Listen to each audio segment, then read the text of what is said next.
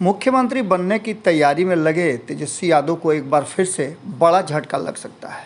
जैसा कि आप सभी जानते हैं कि 2017 में भी इसी तरह की बात हुई थी और तेजस्वी यादव उप मुख्यमंत्री की कुर्सी से भी बेदखल हो गए थे। एक बार फिर से उनकी कुर्सी खतरे में आ गई है और इस खतरे को देखते हुए अगर कहा जाए तो कहीं ना कहीं एक बात साफ नज़र आ रही है कि लालू प्रसाद हो, नीतीश कुमार हों या फिर राष्ट्रीय जनता दल के नेता हों, सभी इस इंतज़ार में थे कि नीतीश कुमार प्रधानमंत्री की कुर्सी पर जाएंगे और तेजस्वी यादव को मुख्यमंत्री की कुर्सी दी जाएगी। लेकिन इन सब के बीच में बिहार के उप मुख्यमंत्री तेजस्वी प्रसाद यादव के सामने एक बड़ी मुसीबत खड़ी हो गई है। सीबीआई ने तेजस्वी यादव की जमानत को रद्द करने के लिए दिल्ली की अदालत में एक अर्जी लगाई है। ये खबर हम आपको पहले भी दे दी है, लेकिन अब इस खबर का सबसे महत्वपूर्ण बात यह है कि सीबीआई का कहना है कि जब सीबीआई अगस्त के आसपास उनके घर पर रेड करने गई थी तो उन्होंने सीबीआई को लेकर के बहुत सारी बातें कही थी, जिससे ये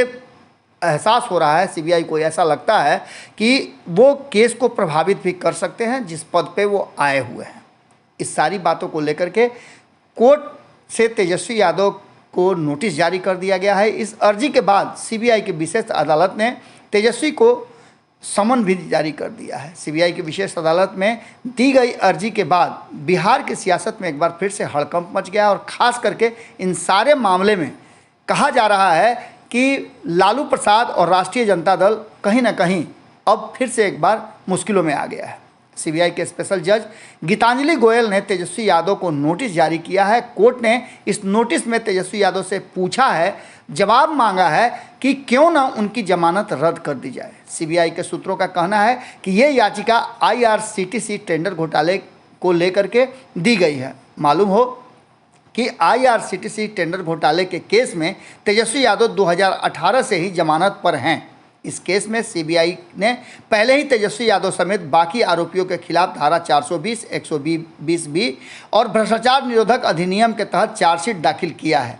इस पूरे मामले में अगर देखा जाए तो एक बार फिर से तेजस्वी यादव का जो मुख्यमंत्री बनने का सपना है वो अधर में लटक सकता है। इस पूरे मामले को अगर देखा जाए तो इस मामले में सिर्फ तेजस्वी यादव ही नहीं, उनके परिवार के और भी सदस्य आरोपी बनाए गए हैं। इसी मामले को लेकर के 2017 में नीतीश कुमार ने तेजस्वी यादव से नाता तोड़ लिया था। एक बार फिर से ये मामला उजागर होते और सीबीआई के एक्शन में आने के बाद से उलझता हुआ नज़र आ रहा है और कहीं ना कहीं तेजस्वी यादव लगातार इस पर जो बयानबाजी कर रहे थे कि सीबीआई और ईडी को अगर ऐसा ही करना है तो मेरे घर में दफ्तर खोल ले। इसके अलावे और भी कई ऐसी बातें हैं जिसको लेकर के सीबीआई खुलासा तो नहीं कर रही है, पर कहीं ना कहीं तेजस्वी यादव मुश्किल में ज़रूर नज़र आ रहे हैं। तेजस्वी यादव को ऐसा लगता है कि उप मुख्यमंत्री का जो कुर्सी है वो रास नहीं आ रहा है। पिछली बार भी जब वो उप मुख्यमंत्री बने थे तो उन्हें न्यायालय के शरण में जाना पड़ा था। एक बार फिर से उप मुख्यमंत्री बनने के 1 महीना के बाद ही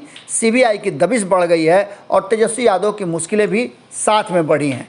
अब इन सारे बातों को लेकर के चर्चाएं ज़बरदस्त हैं। हालांकि सीबीआई ने सारे मामले को न्यायालय के शरण में रख दिया है और तेजस्वी यादव के बेल को रिजेक्ट करने का, जमानत रिजेक्ट करने का आग्रह किया है। अब देखना होगा कि क्या कुछ होता है और किस तरह से तेजस्वी यादव इस मामले से बाहर निकलते हैं। जुड़े रहिए भारत लाइव के साथ। बहुत बहुत धन्यवाद। अगर ये वीडियो पसंद आई और वह बिहार के राजनीति और बिहारियत से सरोकार रखेनी तो सब्सक्राइब बटन दबा के चैनल के सब्सक्राइब कर ली।